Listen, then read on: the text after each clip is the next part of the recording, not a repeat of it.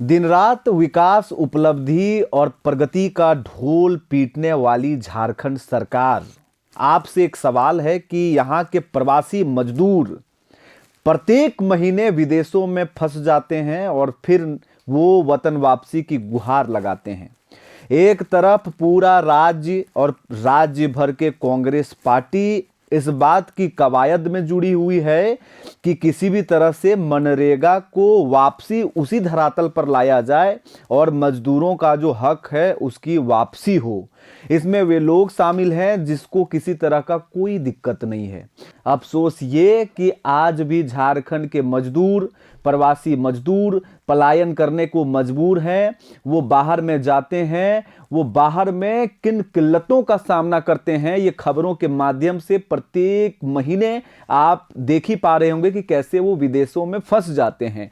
कंपनियां कैसे उनका शोषण करती हैं, उनका वेतन काट लेती हैं, उनको खाने तक नहीं दिया जाता है और ना जाने उनको विदेशों में किन किन तरह के समस्याओं का सामना करना पड़ता है।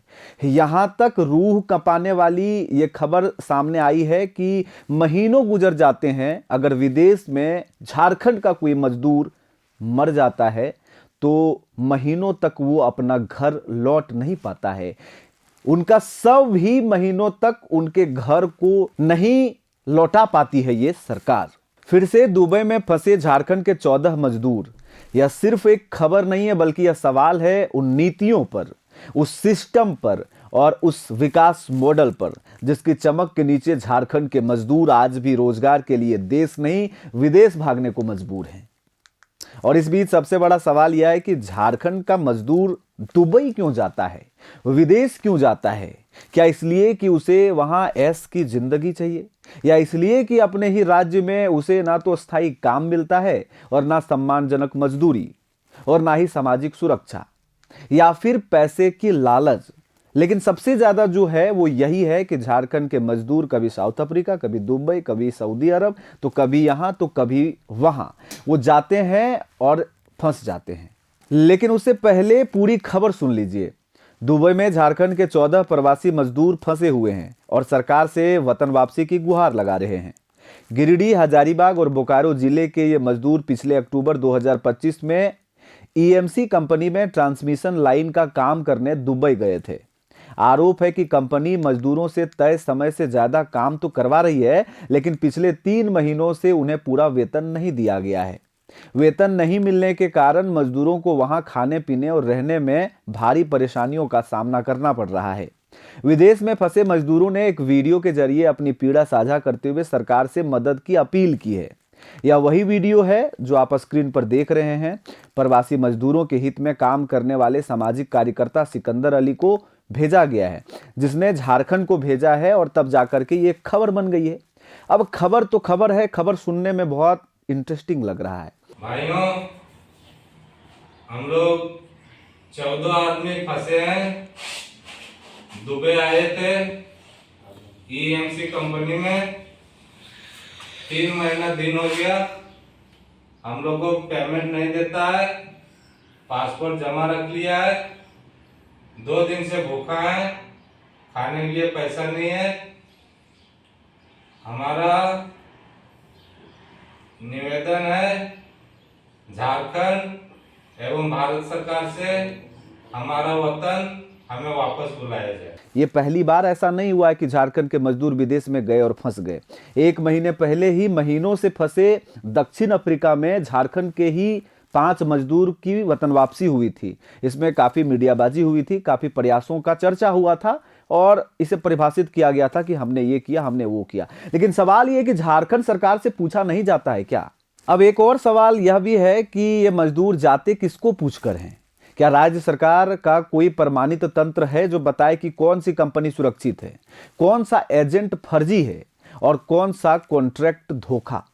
जमीनी हकीकत यह है कि ज्यादातर मजदूर गांव कस्बों में बैठे दलालों और एजेंटों के भरोसे विदेश भेज दिए जाते हैं।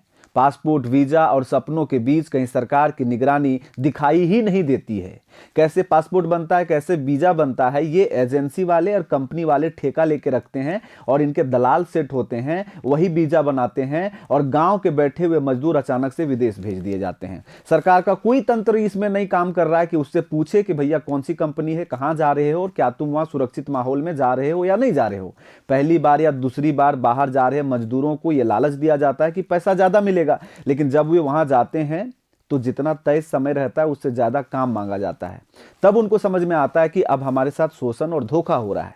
इस बीच तीसरा और सबसे करारा सवाल यह है कि जब मजदूर फंस जाते हैं तभी सरकार नींद से जागती है। नियम बनाए जाते हैं और वे फिर से सरकारी कार्यालय में ही धूल फांकते रहते हैं। दुबई में वेतन ना मिलने, जबरन ओवरटाइम, भूख और बेबसी के बीच फंसे ये मजदूर अब वीडियो भेजकर सरकार से गुहार लगा रहे हैं। लेकिन क्या यही सरकार की भूमिका है कि पहले चुप रहे, फिर मीडिया में बयान दे और अंत में कूटनीतिक प्रयासों के बाद उनको सफलतापूर्वक झारखंड लाए और फिर से एक मीडियाबाजी हो? अब एक और खबर सुनेंगे तो आपका अंदर का जो रूह है वो कांप उठेगा। गिरिडीह के विजय कुमार महतो की सऊदी अरब में मौत इसका जिंदा उदाहरण है। 3 महीने पहले गए थे विजय कुमार महतो, जो कि डुमरी के रहने वाले हैं, और उनका डेथ हो जाता है। अब तक ना उनका शव आया, ना मुआवजा मिला। सवाल यह है कि अगर मौत के बाद भी इंसाफ नहीं मिलता है तो क्या जिंदा मजदूरों की सुरक्षा की गारंटी यहाँ की सरकार लेगी? सरकार विकास के बड़े बड़े दावे करती है, निवेश, उद्योग, रोजगार, तो फिर सवाल उठता है अगर झारखंड में सचमुच विकास हो रहा है तो मजदूर दुबई की ट्रांसमिशन लाइन पर अपनी जिंदगी क्यों खराब कर रहे हैं, क्यों जोखिम में डाल रहे हैं? क्या यह विकास सिर्फ फाइलों और भाषण में है या जमीन पर हकीकत भी? आखिरी सवाल यह है कि जो सीधे सत्ता से टकराता है, सरकार प्रवासी मजदूरों के नाम पर ढिंढोरा पीटती है या सच में कोई अस्थायी नीति भी लाती है? एजेंटों पर कार्रवाई भी होती है? विदेश जाने से पहले मजदूरों से पूछा भी जाता है, रजिस्ट्रेशन और सत्यापन पर सवाल किया जाता है या नहीं, ये देखने वाली बात होगी। और सबसे अहम, क्या सरकार तब भी सक्रिय होगी जब कैमरे बंद होंगे? दुबई में फंसे 14 मजदूर सिर्फ मदद नहीं मांग रहे, वे सिस्टम की पोल खोल रहे हैं। अब देखना होगा कि सरकार इसे एक और दुर्भाग्यपूर्ण घटना कहकर टाल देती है या सच में जवाबदेही तय करती है। गिरिडीह, बोकारो और हजारीबाग जिले के 14 मजदूर जो दुबई ट्रांसमिशन लाइन में काम करने के लिए गए थे, वे सभी मजदूर वहां जाके फंस गए हैं। ना उनको सैलरी दी जा रही है, ना तो उन्हें खाने पीने को दिया जा रहा है। मैं सरकार से निवेदन करना चाहता हूं कि उनकी जल्द से जल्द वापसी कराई जाए, साथ ही साथ उनके बकाया राशि भी उनको दिलाई जाए।